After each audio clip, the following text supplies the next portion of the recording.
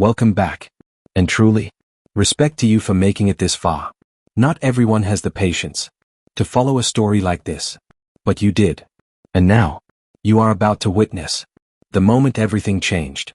Because this is not just another battle. This is the turning point. The moment when a small army faced a giant and refused to fall. And if you're just joining us now, you might think this is just history. But it's not.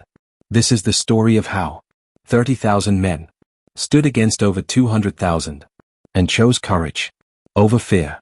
What you are about to see is strategy beyond imagination, discipline beyond limits, and a decision that changed everything. So stay focused. Don't look away. Don't blink. Because this is where legends are made. By the final days of the battle, everything was about to change.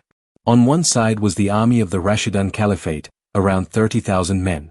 On the other side was the army of the Byzantine Empire, much larger, stronger, and more experienced. 4 days, they had been fighting. No one had won yet. But the pressure was growing. And in the middle of it all, was Khalid ibn al-Walid. He stayed calm. He watched carefully.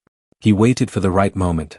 Because he knew this battle would not be won by strength alone. The smaller army stayed organized.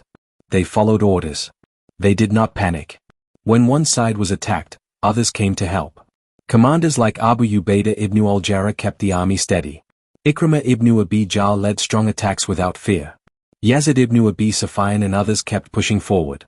Even the people behind the army helped. The women stood strong. They did not run. They encouraged the soldiers and stopped anyone who tried to retreat. Everyone knew there was no turning back. Then, the moment came. Khalid gave the order. A strong, focused attack.